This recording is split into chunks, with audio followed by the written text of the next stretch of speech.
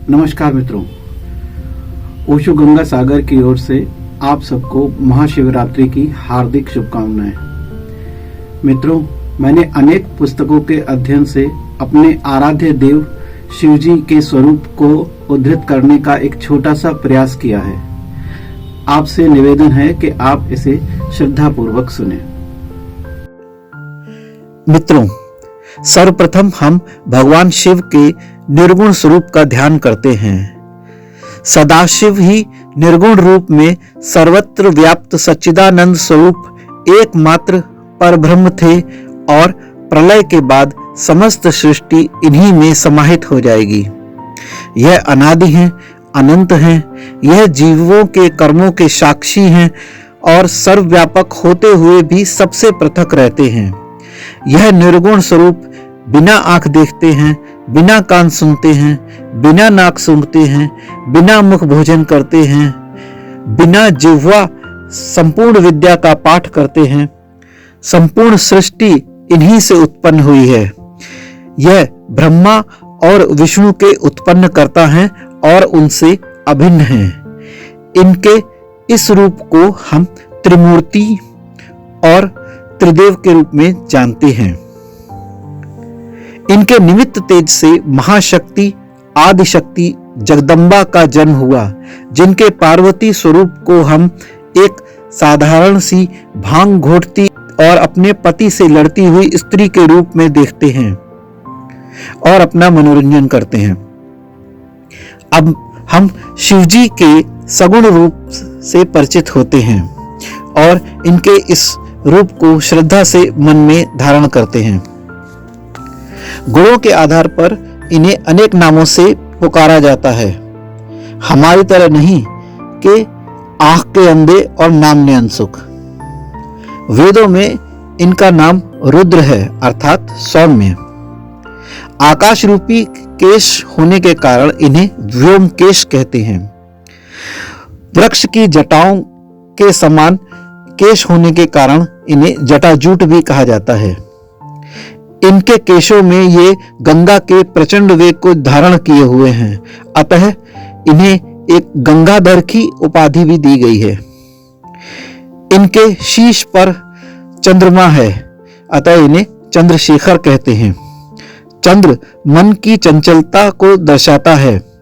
शिवजी के द्वारा उसे शीश पर धारण करना उनके मन पर अधिपत्य का प्रतीक है, अतः इन्हें सोमनाथ भी कहा जाता है। इनके मस्तक पर धनुषाकार त्रिपुंड तिलक विराजमान है। सूर्य, चंद्र और अग्नि के समान इनके 3 नेत्र हैं, अतः इन्हें त्रिनेत्र और सोम सूर्यालोचन भी कहते हैं। दोनों चक्षुओं के मध्य ब्रह्म चक्र पर तीसरे नेत्र के कारण इन्हें विरूपाक्ष और ललाटाक्ष भी कहते हैं। इनके कानों में कुंडल शोभायमान है। समुद्र मंथन के समय अमृत से पहले हलाहल विष निकला था, जिससे संपूर्ण सृष्टि में हाहाकार मच गया था। सृष्टि की रचना हेतु उसे ग्रहण करने का सामर्थ्य और करुणा मात्र शिवजी में ही थी। इन्होंने सहज ही विषपान कर लिया।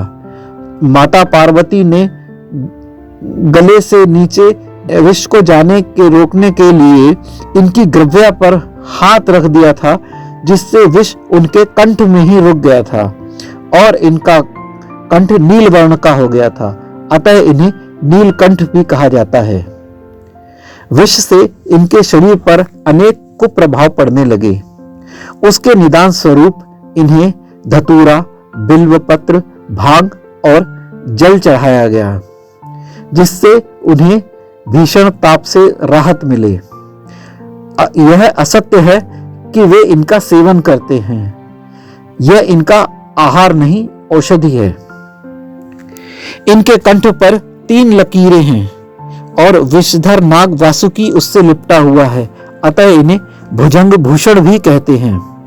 यह इनके घातक घटक से भी सामंजस्य करने के गुण को प्रकट करता है। यह गौर वर्ण के हैं तथा इनके शरीर पर भस्म, जो जगत की निस्सारता का बोध कराती है, वो लगी हुई है, अतः इन्हें भस्मोदधूलित विग्रह भी कहते हैं।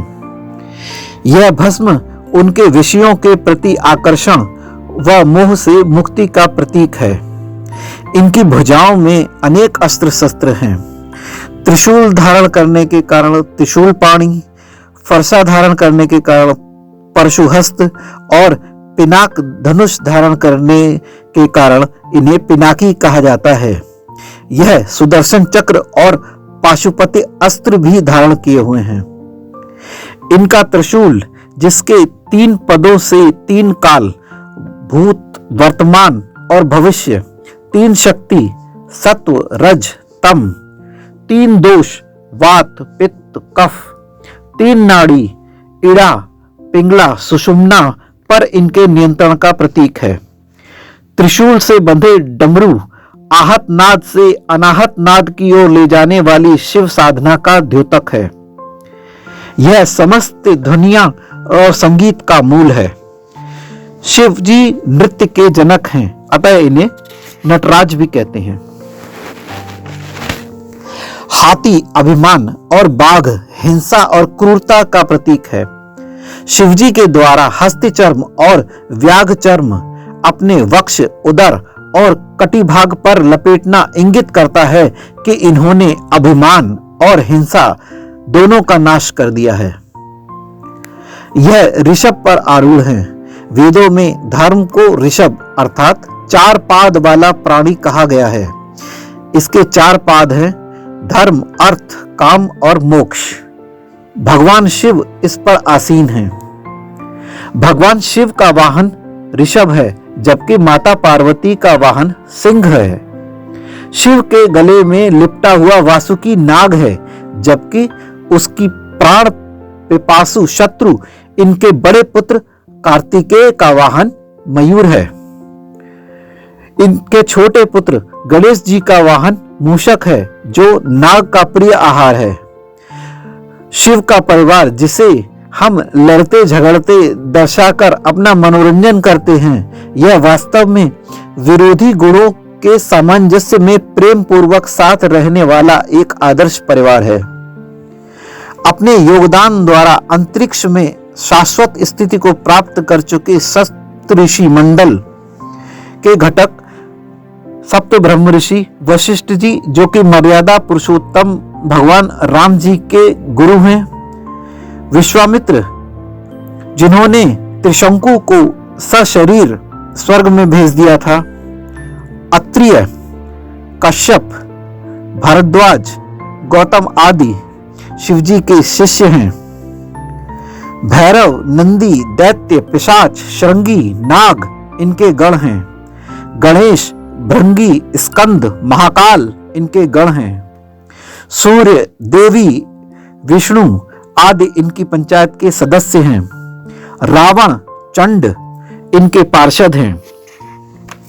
इन्होंने विज्ञान, कला, दर्शन के समस्त रहस्य के बोध के लिए वेद, उपनिषद, विज्ञान, भैरव तंत्र, शिव संहिता और शिव पुराण की रचना की है। यह संगीत, नृत्य, शास्त्र, विद्या, ज्योतिष शास्त्र, योग, दर्शन, यंत्र, तंत्र, मंत्र आदि के जनक हैं और सिद्ध हैं। यह देवों और दानवों दोनों के आराध्य हैं। यह भोले हैं, सुलभ हैं और सहज ही प्रसन्न होकर वरदान देने वाले हैं। यह अकारण ही नहीं है, इनका यह गुण है। इनका यह विधान है कि जीव अपने कर्मों से अपनी नियति निश्चित करता है। ऐसे हैं हमारे इष्ट देव भगवान शिव। मित्रों, आइए हम भगवान शिव जी के परिचय से अपना जीवन स्तर निर्धारित करें और अपने समाज को जागृत करें। अपने शिव भक्त व्यवहार और व्यक्तित्व को उस श्रृंखलता से ऊपर उठाकर परिपक्वता की ओर ले जाएं। कांवड़ यात्रा में बंदरों के समान नहीं, बल्कि हंस और गज के समान अपने मार्ग पर चलें, जिससे वसुंधरा को हमारी महानता का आभास हो।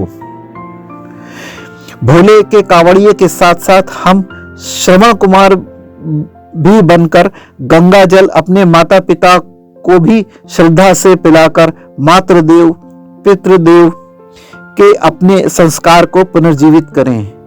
हम भव्य मंदिर बनाएं और हर मंदिर में वैदिक परंपरा के प्राथमिक विद्यालय, महाविद्यालय, विश्वविद्यालय और अनुसंधान केंद्रों का भी शिलान्यास करें, जिससे कि हमारे वेदों पर हमारे देश में भी शोध हो और हम सच्चे अर्थों में सामाजिक, आर्थिक, बौद्धिक, धार्मिक और आध्यात्मिक विकास करें।